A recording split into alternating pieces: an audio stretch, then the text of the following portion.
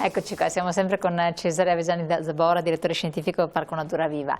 Animali straordinari, quali sono le principali criticità che voi avete incontrato, incontrate per farli crescere, insomma, per farli star bene?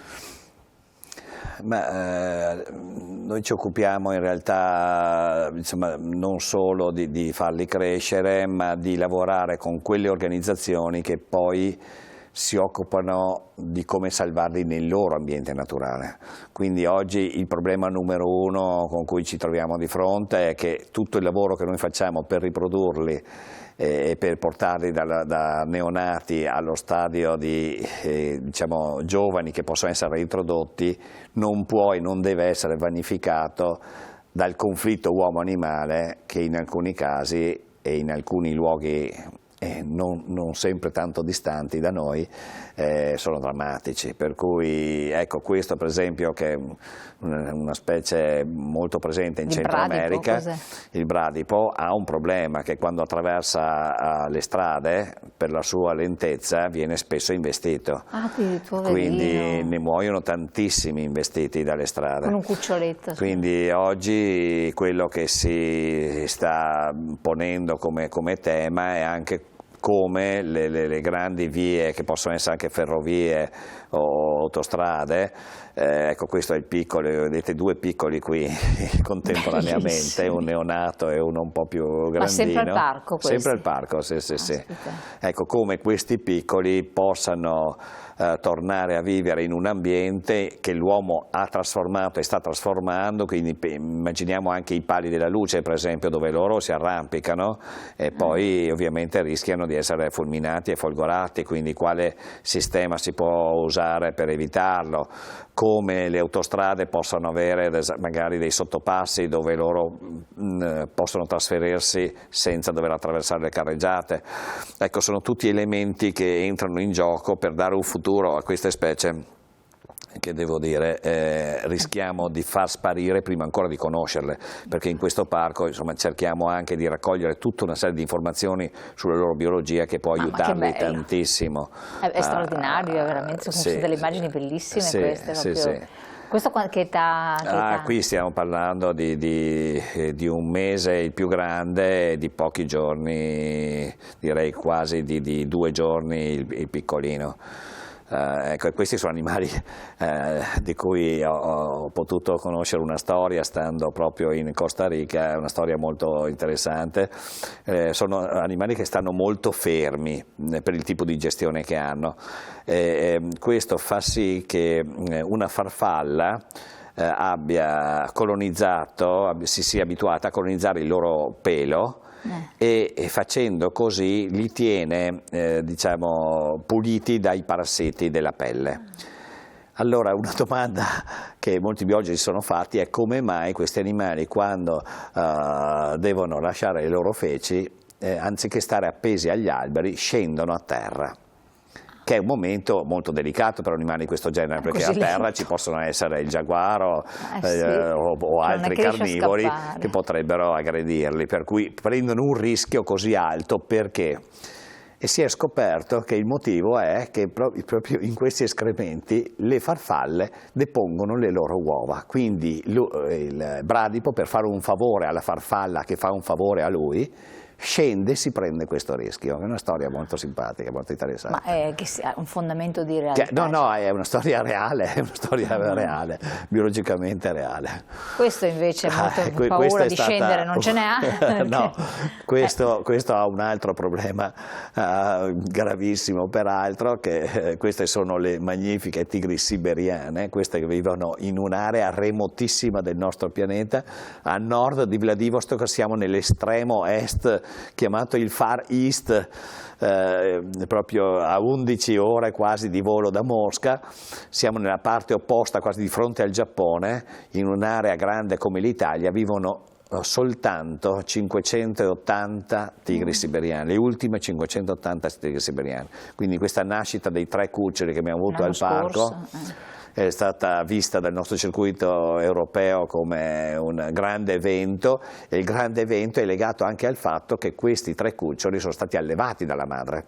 Questo è un fatto molto importante, perché se la madre li avesse abbandonati noi non eravamo autorizzati a intervenire, perché se interveniamo i cuccioli poi riconoscono l'uomo come una fonte di cibo e non potrebbero mai più a essere rilasciati in natura. Ah, perché quindi l'intenzione, io ricordo erano nati l'anno scorso, se non erro, no? Sono nati nel 2020, in pieno lockdown, esatto, ricordo. Pieno lockdown, e adesso hanno 2 anni, sono già sui 130 kg. Piccoli.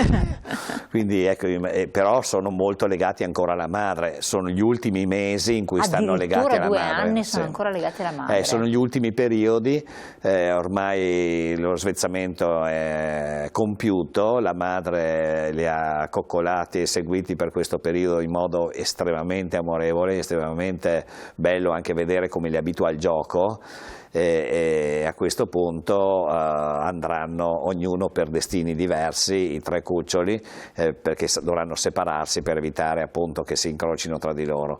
Sono animali di una bellezza sbalorditiva. Pensare che il 75% di questi tigrotti muore in natura per causa dell'uomo, per il bracconaggio che ancora è molto alto in quelle zone, fa veramente... Ma vale la pena quindi reintrodurli? Vale la pena nel momento in cui, ecco, questo parco nazionale si occupa della loro tutela. È chiaro che stiamo parlando di territori talmente giganteschi che per poterli pattugliare, questo avviene in Siberia come può avvenire in Africa, non è facile. Pensate che in Africa, per esempio, fino al 2019 morivano quasi 1000 rinoceronti al giorno per il bracconaggio e per il corno. Quindi ecco, su territori così ampi riuscire a fare un'attenta sorveglianza e protezione di questi animali è difficilissimo e costosissimo. Quindi si spera che con il numero sempre maggiore di animali che possono essere reintrodotti si riesca anche a salvarli. Come giocano proprio. Sì. Ma l'uomo, quindi, e voi quando dovete alimentarli e tutto? Facciamo in modo che non ci sia mai nessun collegamento tra l'uomo e la carne. Mai nessun collegamento. Non ci sono proprio tecniche che vanno usate, fino alla tecnica che dovrà essere utilizzata dal Parco Nazionale, che è quella di abituarli anche alla caccia prima di essere rilasciati. È difficile perché... No, sono molto istintivi in questo, quindi sono animali che hanno nel DNA il loro, diciamo così, corredo comportamentale perfetto per essere dei cacciatori molto Però loro esperti. L'uomo l'hanno visto, perché c'è questa parete di vetro da voi, però è molto importante che non lo colleghino con la fonte alimentare. Questo è il principio guida. E dovete pensare che in quei territori lì l'uomo potrebbero non vederlo mai più nella loro breve vita, perché questi tigri hanno 10, 11, 12 anni di aspettativa di vita.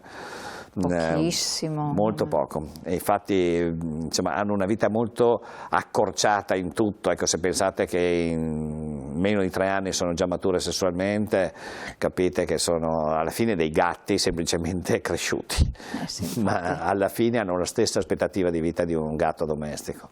Quindi estremamente delicati. Queste invece... Questo è un altro animale poco conosciuto e anche lui a drammatico rischio di estinzione. Questo è un cammello della Battriana, cosiddetto, cioè della Mongolia, di quell'area del pianeta Terra che ha la più drammatica escursione di temperatura che esista. Quindi sono pelosi, non un pelo morbidissimo. Sono molto pelosi in inverno, ma grazie a un ormone che gli produce una muta spettacolare, si spogliano completamente in estate, perché nel loro ambiente naturale l'estate va quasi più 35, sono deserti di sassi questi della Mongolia. e hanno meno 40 gradi anche in inverno e più 35 in estate, quindi un'escursione termica di questo genere comporta il fatto di avere due vestiti diversi. Qui vedete il vestito invernale, ma c'è un'altra caratteristica che forse a questi filmati non si vede, ma alcuni studenti ho fatto delle foto particolari per mostrarlo.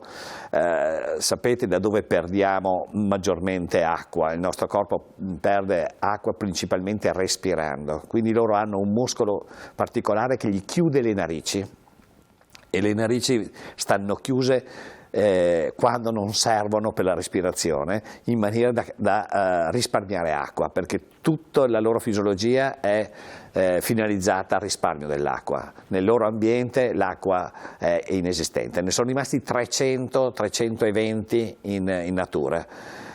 Quindi è un cammello rarissimo che non ha a che vedere con l'Africa ma con l'Asia e con questa area della Mongolia dove abbiamo avuto la fortuna anche di reintrodurre il cavallo, il pony della Mongolia, che si dovrebbe vedere insomma nello sfondo di questo filmato, ed è stata un'altra storia entusiasmante per noi, perché all'inizio le cose non sono andate bene. Quando si porta un animale in natura esistono delle incognite legate al famoso quarto ambiente, che sempre con gli studenti devo ripassare con loro, perché è un ambiente poco conosciuto al grande pubblico, ma gli animali vivono non solo sulla terra, non solo in acqua, non solo in aria, ma c'è un gruppo di animali specializzati che vivono all'interno degli altri animali.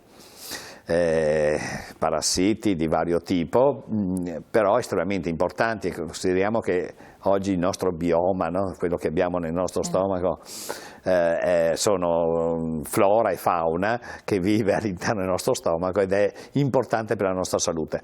Nel caso quando reintroduciamo un animale in natura, viene a contatto con organismi che non ha mai visto, magari a Bussolengo o in altri posti dove è nato. Quindi deve abituarsi a questo, e quando abbiamo portato i primi cavalli, questi cavalli mongoli, nel loro ambiente naturale, parliamo del fine degli anni 90, i primi di 22 animali, i primi 7 sono morti a causa di un parassita il cui sistema immunitario non era pronto a rispondere alle sollecitudini di questo organismo che gli era entrato dentro attraverso un tafano che li aveva colpiti. Però poi piano piano le cose sono andate migliorando e oggi abbiamo quasi 400 cavalli allo stato libero e ovviamente insomma, l'adattamento a questo nuovo ambiente ha preso piede e alla fine sta avendo un buon successo. Questo è importante, assolutamente. Prima vedevamo le giraffe, invece, anche queste sono destinate a essere reintrodotte nel loro habitat? Le giraffe diciamo, hanno un problema molto serio di trasporti. Sono animali estremamente sensibili, che pensate che il cuore, che si trova poco più in alto del garrese, grosso modo, di questo animale, quindi molto distante dalla testa, è la più grande pompa biologica su un animale terrestre che potete immaginare. Deve mandare il sangue a 5 metri da terra e deve farlo senza far scoppiare la testa, quindi una fisiologia molto complessa. Si è scoperto che una domanda che molti biologi si sono fatti è come mai le giraffe quando bevono non hanno problemi al cervello, perché abbassano improvvisamente la testa. Immaginatevi quei flussi sanguinei, cosa succede quando la testa va giù verso terra.